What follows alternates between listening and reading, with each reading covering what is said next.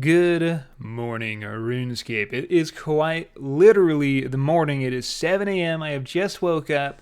Old School Runescape tweeted this week that one like and will release the Deadman mode Apocalypse blog.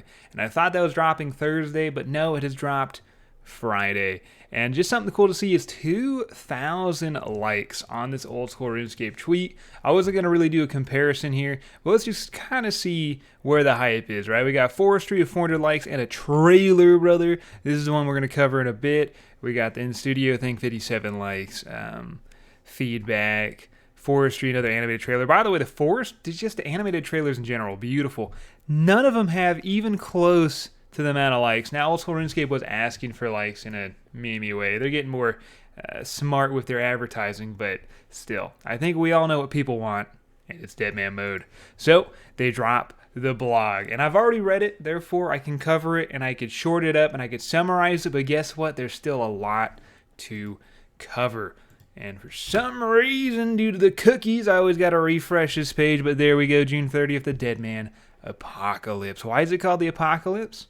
It's actually quite different. It's not the same rinse and repeat, copy, pasta Deadman mode that we're all used to, but it does have similar things. First, though, we'll just get into it, man. So Deadman mode Apocalypse. This is where they kind of summarize what is a Deadman mode. If you've never heard of a Deadman mode, it's a seasonal game mode. They usually last anywhere between a month or 2 months or sometimes 6 weeks. Most of the not the wilderness, but most of the map is the wilderness, where it's PvP enabled zones. You go out, you get clapped by a player, you lose everything on you. You used to lose XP. I don't think you lose that anymore. And I think they even did a 3-life system where if you die 3 times, the third one was the ultimate wipe. So it got pretty brutal. There's going to be a couple things from what I just said with increased XP rates, loot is plentiful, all this original Deadman mode stuff in Deadman Apocalypse. But there's going to be a twist, and right now we're going to get right into the twist. We're going to start into the lore. I'm going to read verbatim here, even though I'm going to summarize the majority of it. So the Wizard's Tower report disturbances in the abyss. Missing persons reports are on the rise, and citizens all over the world are claiming to have seen monsters. The kind you only hear of in stories or beer-fueled tales of bravado stalking the shadows. Every day at regular intervals, breaches appear around Gielinor. Think of a breach like a tear or gap in Gielinor's reality. They took this stuff right from Thanos, and I love it. Breaches can crop up in any dangerous areas in the world. And of course, every area except for certain towns and banks are dangerous. And will spawn both in single and multi-combat locations simultaneously. Once a breach appears, boss monsters will begin pouring through and into the real world. The likes of General Gardar, sorry, it's early, the King Black Dragon, or even Tiztok Jad, just going to call it Jad, I messed that up, might find themselves wreaking havoc in Barbarian Village or sulking the wilderness north of the Grand Exchange. Oh my god, so that is the biggest difference. There's going to be random breaches in the game. What do these breaches do? Well, they spawn tons of monsters. And while you're fighting those monsters, you're going to have to fight off players. It seems like clans are going to incredibly profit from this because there's going to be increased loot chance. You're going to get points and much more that we're about to go in and cover because there are a couple new things in this game. But that's it. Deadman Apocalypse, where you have Deadman mode with the majority of the normal rules. Some that are kind of cool that they're bringing back that we'll get into later. Also with breaches.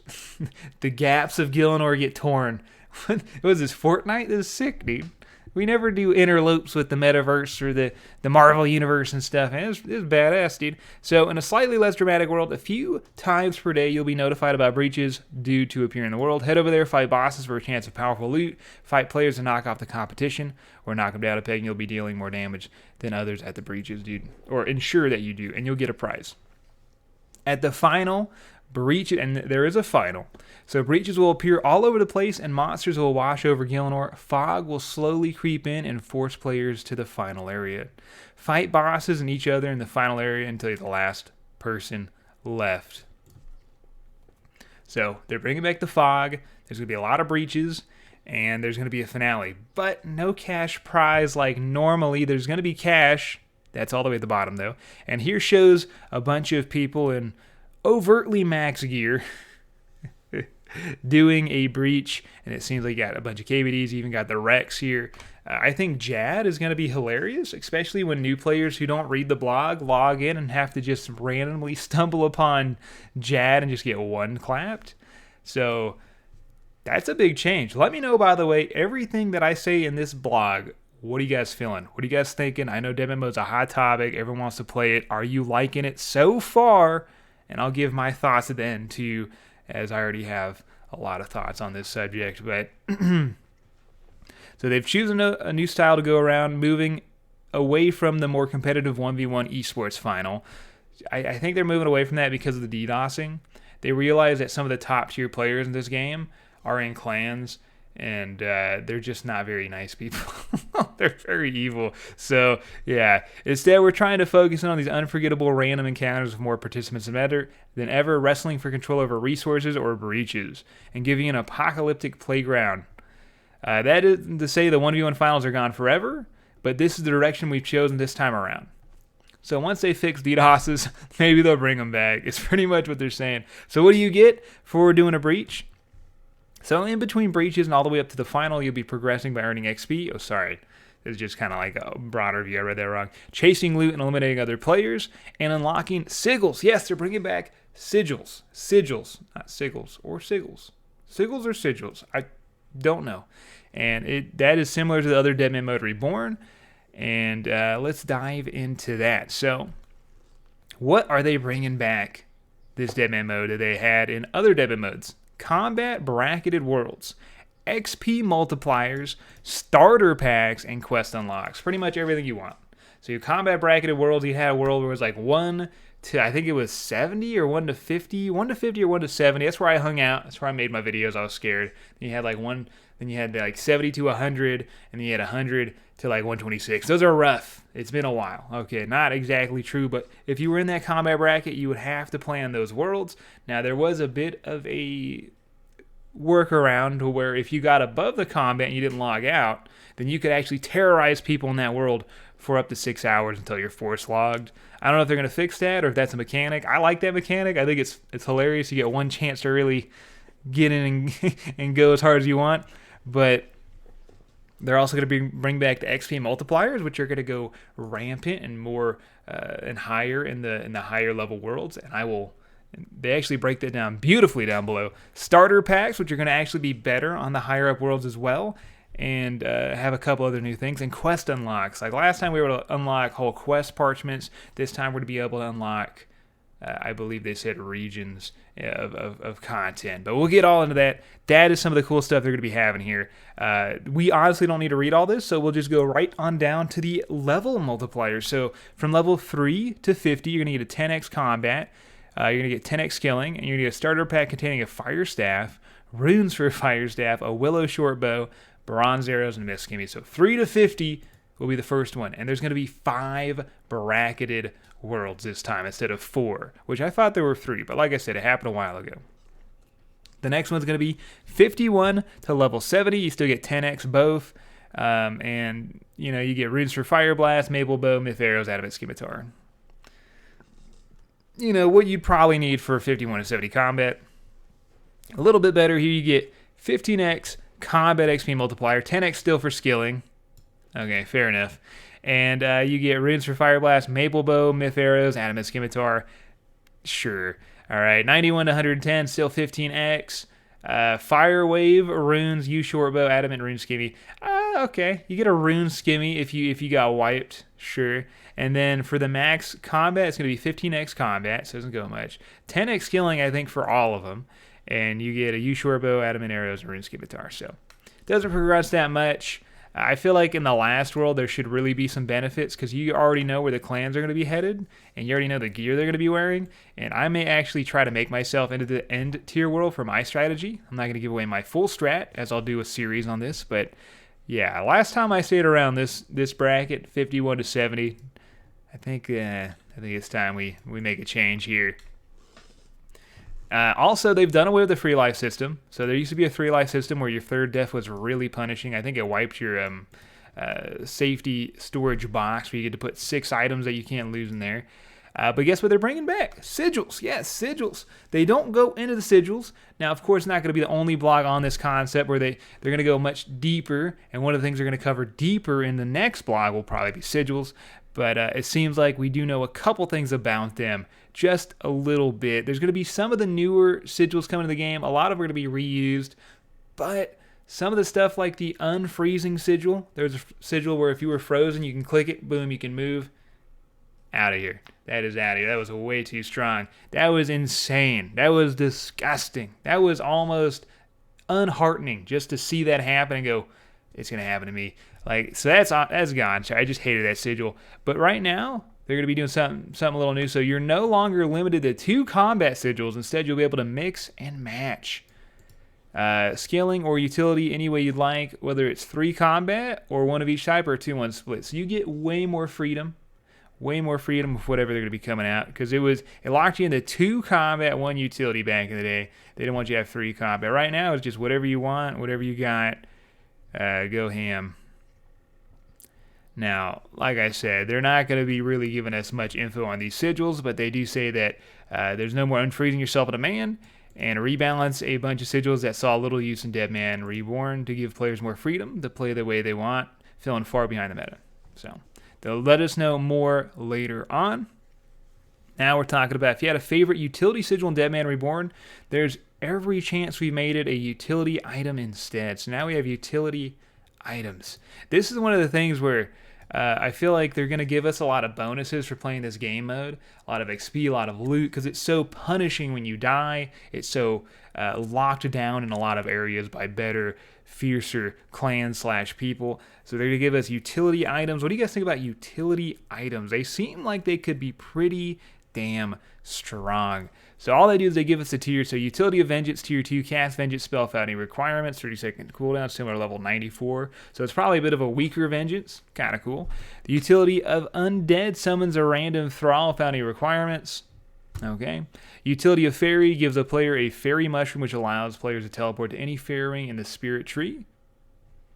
So similar to Leagues 2, but most of you were too busy using the last recall. Yeah. Utility of High Alch acts exactly how clicking on High Alch spell does. However, it does not require runes. Kind of cool. And then the Utility of Advanced Weaponry. This is a scary one. This Tier 3 gives a player a random blighted weapon. What is a blighted weapon? Well, that's going to be something slightly new. So do they cover it down here? Before they cover it, if not, I could just go off my mind. Yeah, here it is. So before we cover it, we're going to go into something even cooler. So you know how the last non-permanent game series where you got, I think it's called Fresh Start. I played a little series there. Racey did a 1-build series. It's crazy. Check it out. And you start off a level 3 in a I think it was a 6-month server, and then by the time you got to the end of that 6 months, or even in between, you could switch your account to the main game, and it would keep the items and the stats. This is happening, but for Deadman mode into World 345, which is the permanent Deadman world. There's a permanent Deadman mode world, if you didn't know. It's the first ever Deadman mode. I actually have a really good account on there, but it's pretty much dead. It's locked down. It's gross. I honestly call for deletion on that world. It'd be great, but apparently they do not want to delete it just yet. They feel like it actually has some sort of active player base. You know, I respect them for respecting that, right? It's nice to see them care about the little guys, even though I think it's a cesspool down there. But this is for them. This is the update they've been waiting for. If you play this season, you can take your account and you can switch it into Deadman World 345. So you don't actually lose your account. You get to play on the permanent Deadman. Will this make it more active? For sure. Will that save this game mode? I don't know. We're just going to have to find out. But it should be a lot more active at the end of the seasonals. And one thing you cannot transfer over, though, will be blighted weaponry. So we go now deeper into that. These are versions of pinnacle weapons like Twisted Bows, Dragon Claws, Tunic and Shadows, Scythe of Virtue that aim to power you up in the short term. Any blighted weapons you have at the end of the season will be lost. And it does not really go too deep into blighted weapons. Do we get the special attack? How do we get the tiers? They have yet to really tell us everything about this. All we know is that we're going to be able to unlock some crazy weaponry, probably for the Tears and Gillinor's reality, so we can fight the breaches. That's going to be crazy. Also, they're bringing back the point system. So every time you do something, you get a little bit of points. And actually adding a high score for those points. That's later down below, but we'll just tell you now. And yeah, doing anything. Breaches will give you points. Skilling, combat, bosses. I think they realize that people like points because points mean dopamine, and dopamine means happy. So they're bringing that back. And yeah, here. Clue scrolls, combat achievements, achievement diaries, pet hunting, quest points, boss, skilling, and PvP. So if you're just a full-on RuneScaper that likes a little bit of danger, you're going to be a point collector for sure. For sure. Best way to earn points, though, is by contributing at breaches. Coupled with the loot available to you, it's always in your best interest to try and get to any breach that you can. So, they're, like I said, Deadman with Apocalypse, they're really centering it around that content. And that's how it should be. If it works out well, I am pretty stoked, though. And the way they're going to be using their points is actually to hand out rewards. So, yes, there will be a $25,000 prize pool. Yes, it is a lot weaker than most prize pools. Yes, Fortnite has $1 million tournament every weekend. League of Legends, all these other games, they're putting their content creators in houses and esports and the women and the cars and the signs. But we'll get $25K, so that's good. And we get to split amongst buddies. I don't want to roast them too much. But at the same time, come on, brother. It's funny, though. It don't matter to me. I don't even make money off this. I just know that the bigger prize pool, there will be more eyeballs. That's going to be better for everyone. But I do like the way they're dividing the prize pool. It's not just going to one winner that may or may not log out from the clan Discord and never split with his boys. I'm sure that's happened. There's not a lot of trust in those areas. Some do. But they will be splitting this up into $500 intervals. So $500 will go to whoever deals the most damage to the bosses during the finale. So if you're doing breaches during the finale and you deal the most damage, you get $500. Totaling $2,500 because there's 5 different bracketed worlds. $500 will go to the last surviving player at the end. And the remaining $20,000 will be split into 40 prizes worth $500, and this will go into your points. So I believe that the amount of points you have will put you into a tier. You'll get dragged into your top 1%. 15 selected winners will get $500. Top 25 will get $500. At this point, though, if you're top 25, everyone should get $500. I don't know if RuneScape's struggling. I don't know if it's a couple $100 million business not going to make it. I doubt it. Let's just go ahead and just pay everyone. If you're top 25, you should get a car, honestly. Even if you work together. I mean, at that point, y'all should be driving something. But yeah, they're going to be dividing it up. Everyone's going to have a chance to win a little bit of money. I kind of like that. I think on a bigger scale it'd be great. I think on leagues it'd be great. I think they could really do something here, rewarding their own ecosystem. So that is it. That is Deadman mode. Apocalypse. Yeah. And before we end, let's go ahead for a recap, because I know there's a lot, and actually recap it for us at the bottom, even though I was going to do it myself, because that was a lot of info. That was crazy. It's a crazy update. So, Apocalypse, brand new Deadman mode, seasonal, which pits adventurers against a horde of bosses in brutal breaches and unpredictable PvP combat. Play your way and earn points in a new achievement system. Progress through to higher combated worlds to increase your XP. Alright, you get automatic quest unlocks. Death is not the end. We've removed the free life system. Defeat NPCs or trade with other players via the Grand Exchange to earn powerful sigils. Sigils are coming back, and you can switch and swap them any way you want. There's no cap. Keep an eye out for breaches to put a stop to horde of bosses moving their way to Gillinor, where you take the boss out for points, incredible loot, or take out players instead.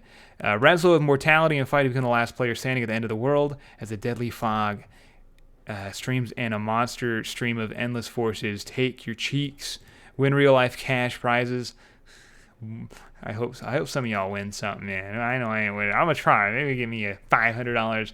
And, of course, take your account that you have, and you can now merge it with World 345.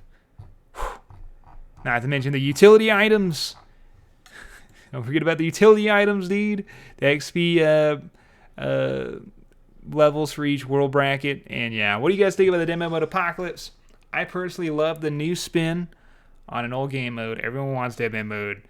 I love the brackets. I feel that brackets in the point system are going to be really cool. There might be like a high score for each bracketed world. That'd be really nice to see. And I feel like there's strategies for the finale on each bracketed world. Because if you're at a 1 through 50 and you have a max level 50 person and you're doing breaches, I don't even know what that would look like, rune crossbow or something, you might be able to do the most damage and earn yourself $500. You might. I don't know. The competition is going to be weird. Everyone's going to be pitting off against each other, but they're going to be in bracketed worlds. It's going to be new. It's going to be different. Content should be sick. Either way, I'll see you guys for the next update or whatever videos I'm making. Drop a like, subscribe, and thanks for watching.